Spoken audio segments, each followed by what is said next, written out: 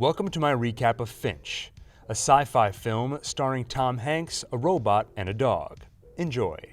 In a post-apocalyptic St. Louis, Finch Weinberg lives in an underground shelter taking care of his dog Goodyear. He ventures out for supplies with help from a protective radiation suit and a small robot named Dewey, but doing so requires him to outrun deadly storms.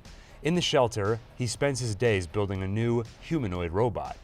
Before turning it on, Finch feeds the robot a collection of encyclopedias, dog care books, and other works to fill it with knowledge. Then he activates it and is amazed at how quickly the robot understands him and speaks. Finch asks it to list its 4 primary directives, and it begins. First directive: a robot cannot harm a human, or through inaction allow a human to be harmed. The dog barks, skeptical of the new machine, so Finch asks it to skip to the 4th directive, and it does. 4th directive: in Finch's absence, robot must protect the welfare of dog. This directive supersedes all other directives. The robot asks Finch when will he be absent, but before Finch can answer, the power goes out. So Finch leaves to repair the damaged wind turbine. While above ground, he notices a deadly storm approaching and connects his robot to a local weather station. With the new data, the robot sees 15 major storms approaching, which are set to intersect at Finch's location in the next 24 hours. This will create a superstorm lasting 40 days. Knowing they have to leave St. Louis, Finch reviews their options. North and South are filled with storms, so they are out. East has too many cities, which means people, so they'll head west. As Finch tells Goodyear the plan, his nose bleeds, reminding him of his ailment and limited time remaining. Finch quickly increases his new robot's knowledge transfer rate.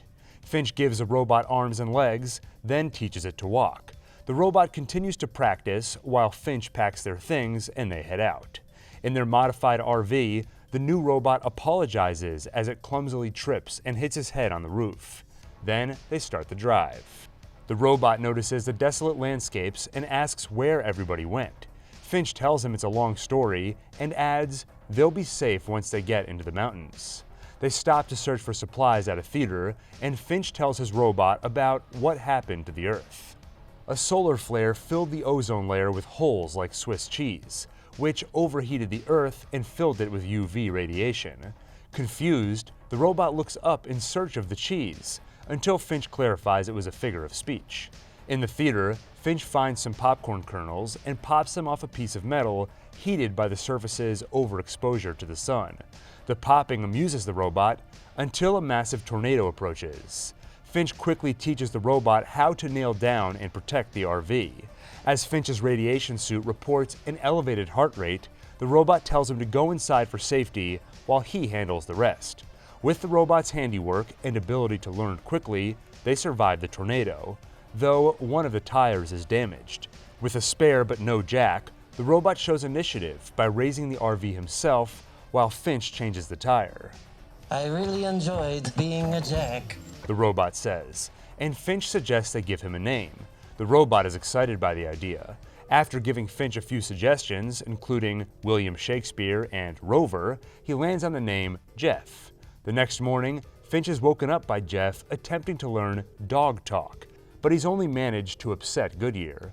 Finch comforts Jeff by explaining that the dog just doesn't trust him yet. That takes time. During the drive, Jeff asks for an explanation of what trust means. When Finch struggles to answer directly, he tells Jeff a story instead. At his old job, he worked with a team of people he describes as knuckleheads. When they ran into a technical issue, Finch solved it himself, and when congratulated for it, Finch made sure to say he couldn't do it without his team. But the boss knew he was lying. Really, Finch did it all himself. Jeff is confused by the story, as it shows Finch did not trust his team. Then, Finch coughs violently, and Jeff offers to drive. They stop at a diner. Finch goes inside while he leashes Goodyear to Jeff and asks them to work on trust. In the diner, Finch continues the coughing fit, then returns to the RV to find Goodyear growling as Jeff tries bringing him outside. I told you he doesn't like me. Finch brings Goodyear into the diner, leaving a dejected Jeff behind, though the robot consoles himself with some music and his first attempt to drive. And it doesn't go horribly wrong. He taps the van in front of them and lightly crashes into the diner as he backs up. At Jeff's reckless behavior, Finch chides him. Finch puts his hand in the sunlight and shows how his skin burns. He makes sure Jeff understands the danger to humans and dogs. "You have one job to do," he says. "Take care of this dog. It's the reason I made you." He adds, "I don't need companionship. I don't need a friend. I need you to do your job." Jeff apologizes profusely and they leave. In the RV, Jeff sits alone in the back until Finch decides it's time to teach the robot how to drive. Jeff quickly gets the hang of it. I am an excellent driver. Well, don't get ahead of yourself. They continue their journey. At night, they stop to make a campfire, and Jeff asks why they don't drive at night instead, avoiding the dangerous sun.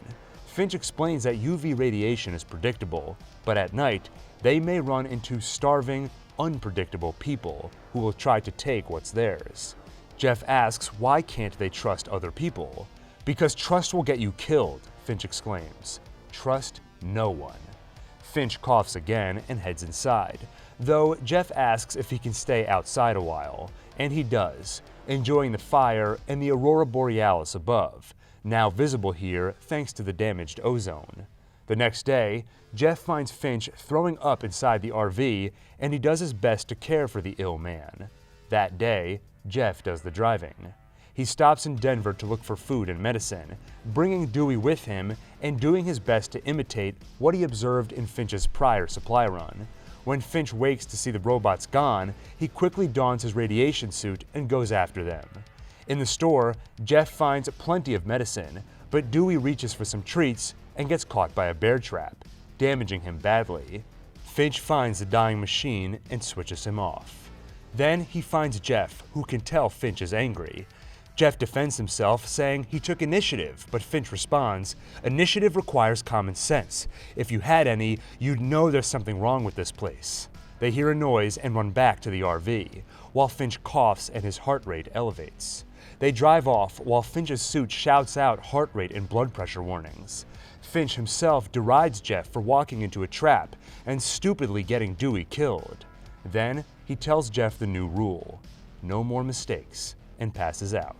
He wakes at night to see a vehicle following them, so he shuts off their headlights, as Jeff can see in the dark. Then he tells Jeff to floor it. Jeff tries to warn him, but in his panic, Finch forces them to drive into an overpass they're too tall for, and the RV gets stuck. As the other vehicle approaches, Jeff ignores Finch's warnings and steps outside.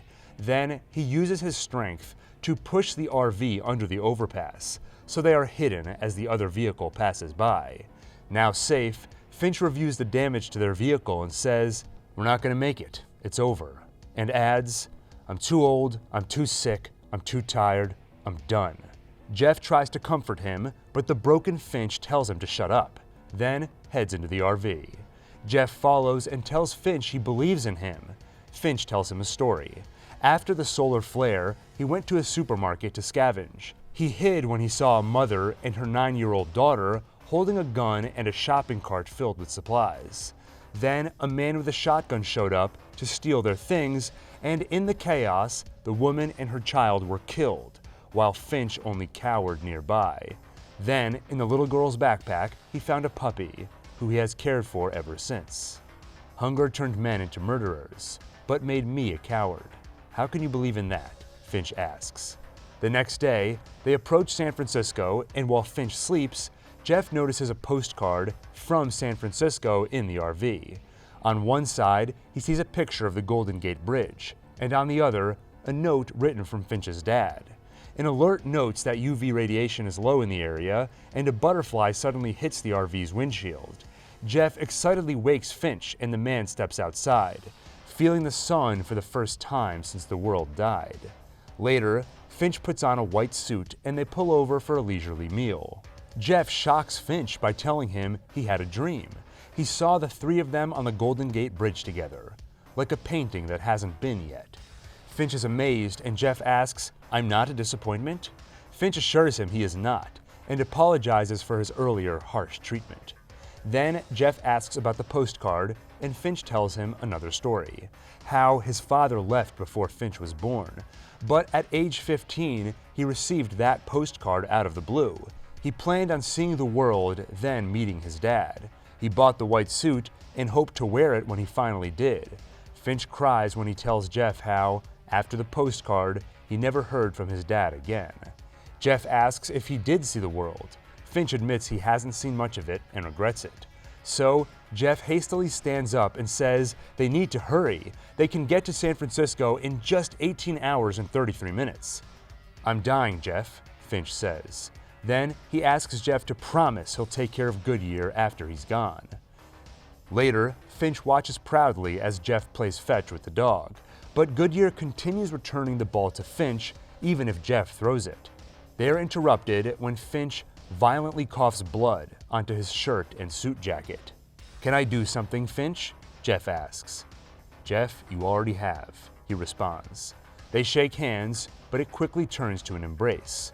Finch heads into the RV to lie down, and Goodyear joins him. Outside, Jeff watches the sunset.